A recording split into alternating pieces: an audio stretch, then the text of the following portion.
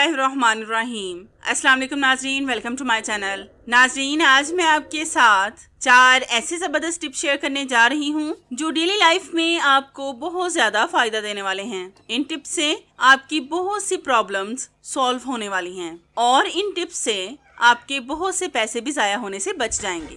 इन tips से आपका घंटों का काम मिनटों में हो जाएगा। बस आपसे रिक्वेस्ट है कि वीडियो को अंत तक लाजमी देखें और इन टिप्स से फ़ायदा उठाएं। तो चलें शुरू करते हैं अपनी पहली टिप बिना टाइम ज़ाया किए। आपने अक्सर देखा होगा कि हमारे किचन के कैबिनेट्स चीजों के साथ भरे हुए होते हैं। इनमें बिल्कुल भी स्पेस नहीं होती, फिर हमें चीजों को एक दूसरे के ऊपर रखना पड़ता है और बाज दफा तो हम कांच के गिलास भी इस तरह से एक दूसरे के ऊपर रख देते हैं जिससे ये एक दूसरे में फंस जाते हैं, जिनको निकालना बहुत मुश्किल होता है और बाज दफा तो गिलास टूट भी जाते हैं। अगर तो आपके गिलास इस तरह से फंस जाएं, तो आपने लेना है कोई सा भी तेल जो आपके घर में मौजूद हो। इसको आपने गिलासों के दरमियान में डालना है। अगर आपके पास सरसों का तेल हो तो वो इस्तेमाल कर लें, अगर नहीं है तो आप कोकोनट ऑयल या फिर कुकिंग ऑयल का भी इस्तेमाल कर सकते हैं। मेरे पास सरसों का तेल है इसलिए मैं ये इस्तेमाल कर रही हूँ। अब हम इन गिलासों को 2 से 3 मिनट के लिए ऐसे ही छोड़ देंगे। तो हमारे 2 से 3 मिनट हो चुके हैं। अब हम इन ग्लासेस को अलग कर लेंगे।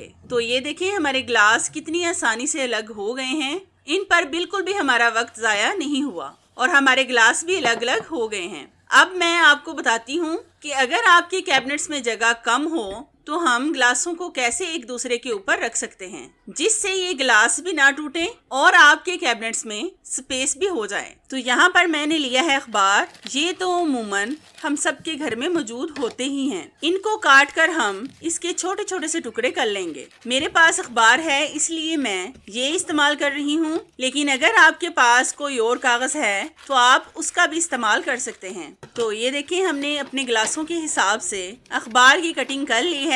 अब हम इनको गिलासों में रखेंगे। इस तरह से आपने एक अखबार के पीस को गिलास में रखना है और फिर 2-3 गिलासों को एक दूसरे के ऊपर रखकर अपने कैबिनेट्स में जितने मर्जी गिलास रखें, इनसे बिल्कुल भी आपके कैबिनेट से स्पेस कम नहीं होगी और आपके गिलास भी चटकने और टूटने से महफूज रहेंगे और ये एक दूसरे में फंसेंगे भी नहीं। आप भी लाजमी एक बार इस टिप को ट्राई करके देखें, आपको इसका रिजल्ट इंशाल्लाह 100% मिलेगा।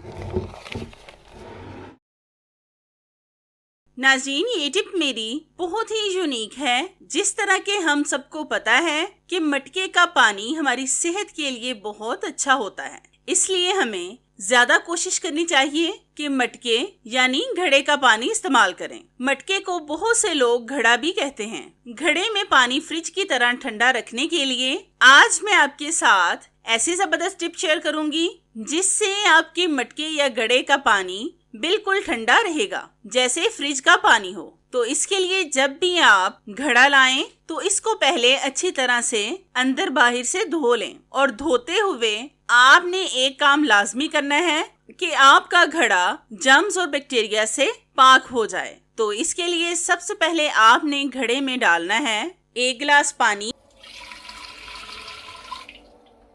फिर हम इसमें डालेंगे नमक हम इसमें ऐड करेंगे 2 टेबलस्पून। ये वही नमक है जिसको हम खाने में इस्तेमाल करते हैं। फिर हम इसमें ऐड करेंगे white vinegar 1/2 cup. White vinegar को हम सिरका भी कहते हैं और इसे ज्यादातर हम चाइनीज खानों में इस्तेमाल करते हैं। अब हम हाथ के साथ इसको अंदर से अच्छी तरह से रब करेंगे ताकि इसके सारे जर्म्स खत्म हो जाएं। व्हाइट विनेगर और नमक घड़े से सारे जर्म्स को खत्म कर देंगे। सिर्फ 1 से 2 मिनट के लिए हम घड़े को अच्छी तरह से रब करेंगे हाथ के साथ। ज्यादा देर आपने रब नहीं करना। तो हमने 1 से 2 मिनट के लिए अच्छी तरह से रब कर लिया है। अब मैं आपको घड़े को धोकर दिखाती हूँ।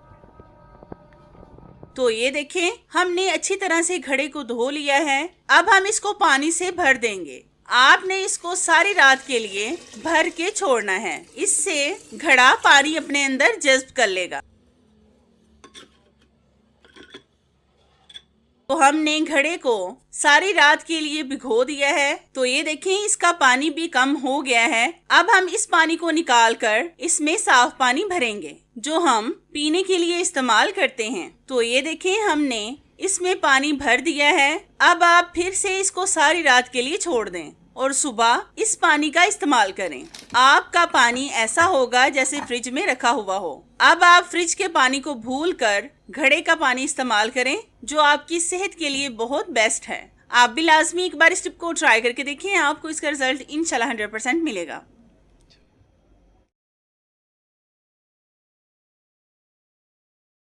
नाजरीन, ये टिप मेरी खास तौर पर ख़वातीन के लिए बहुत ख़ास है। जैसा कि हम सबको पता है कि रमज़ानुल मुबारक का महीना शुरू हो गया है। रमज़ानुल मुबारक के महीने में ही हमारी ईद की तैयारियां भी शुरू हो जाती हैं। तो आज की मेरी ये टिप ईद के हवाले से बहुत ख़ास है। तो इस टिप को बनाने के लिए मैंने यहाँ पर ली है मुल्तानी मिट्टी। इसको हम एक बाउल में डालेंगे और ये हम डालेंगे 2 टेबल स्पून। आप अपने फेस के हिसाब से मुल्तानी मिट्टी की मिकदार कम या ज्यादा भी कर सकते हैं। फिर हम इसमें डालेंगे अर्के गुलाब, ये भी हम डालेंगे 2 टेबल स्पून। अब हम इसमें ऐड करेंगे चावल का आटा 1 टेबल स्पून। फिर हम इसमें डालेंगे लेमन जूस 3-4 ड्रॉप्स। लीमू को आपने स्किप नहीं करना, ओके। अब हम लेंगे एक आलू, इसको धोकर मैंने इसका छिलका उतार लिया था। अब हम इसको ग्रेट करेंगे ग्रेटर के साथ। आलू हमारी स्किन के लिए बहुत अच्छा होता है। ये हमारी स्किन को ब्लीच करने की काबिलियत रखता है। आपने इस मास्क को उतना बनाना है जितना आप एक दफा आसानी से इस्तेमाल कर सकें। मतलब जब भी आपने इस वाइटनिंग मास्क को यूज करना हो तब आपने नया मास्क बनाना है, मतलब फ्रेश मास्क बनाकर इस्तेमाल करना है। तो ये देखें, हमने आलू को ग्रेट कर लिया है। अब हम इसको निचोड़ कर इसका पानी अलग कर लेंगे। तो ये देखें, हमने आलू का पानी अलग कर लिया है। अब हम इसको भी मुल्तानी मिट्टी वाले बाउल में डालेंगे। आपने आलू का पानी इतना डालना है कि हमारा गाढ़ा सा पेस्ट बन जाए। अब हम इनको अच्छी तरह से मिक्स करेंगे। आप भी इस पेस्ट को अभी से बनाकर यूज करना शुरू कर दें ताकि आपकी स्किन भी गोरी गोरी और दाग धब्बों से पाक हो जाए। तो जैसा कि आप देख सकते हैं कि हमने इनको अच्छी तरह से मिक्स कर लिया है। अब मैं आपको इस पेस्ट को अपने हाथ पर अप्लाई करके दिखाती हूँ ब्रश के साथ, और साथ साथ मैं आपको ये भी बताती हूँ कि आपने इसका इस्तेमाल कैसे करना है। आपने हफ्ते में 3 दिन इस पेस्ट का इस्तेमाल करना है और दिन में किसी भी वक्त इसको आप अपने फेस, हाथों, पाँव और गर्दन पर लगाएं और फिर सूखने के बाद ठंडे पानी से मुंह धो लें। इस पेस्ट के इस्तेमाल के बाद आपने साबुन या फिर फेस वॉश का इस्तेमाल बिल्कुल भी नहीं करना। तो ये देखें, हमने इस पेस्ट को अपने हाथों पर लगा लिया है। अब मैं इसको सूखने के लिए छोड़ दूंगी और फिर आपको हाथ धोकर इसका रिजल्ट चेक करवाऊंगी। तो ये देखें नाज़रीन, एक दफा के इस्तेमाल से मेरा हाथ कितना फेयर, शाइनी और गोरा गोरा हो गया है। ये आपकी स्किन से तमाम दाग धब्बों, कील मुहासों को साफ करके आपकी स्किन को सॉफ्ट, शाइनी और वाइट बना देगा। आप भी लाजमी एक बार इस टिप को ट्राई करके देखें, आपको इसका रिजल्ट इंशाल्लाह 100% मिलेगा। आपने अक्सर देखा होगा जब हम मच्छरों को भगाने वाले कॉइल का इस्तेमाल करते हैं तो इसको जलाकर हम ऐसे ही छोड़ देते हैं, फिर ये कॉइल सारा खत्म हो जाता है। लेकिन अगर आप इसको कम जलाना चाहते हैं तो ये खुद से बंद नहीं होता। आज मैं आपके साथ ऐसी जबरदस्त टिप शेयर करूंगी जिससे आपका कॉइल इतना ही जलेगा जितना आप चाहेंगे। तो इसके लिए हम लेंगे एक सिक्का, इसको हम कॉइल पर रखेंगे। आपने इस सिक्के को वहां पर रखना है जितना आपको कॉइल को जलाना है। वैसे भी कॉइल हमें ज्यादा नहीं जलाना चाहिए क्योंकि इसका धुआं हमारे लिए और हमारे बच्चों के लिए ठीक नहीं है। इस तरीके से आप अपने कॉइल को थोड़ा सा जलाकर बंद कर सकते हैं। इस तरीके से आपका कॉइल 2 दिन तक चलेगा, आधा 1 दिन और आधा 1 दिन, और इससे आपके बहुत से पैसे भी जाया होने से बच जाएंगे।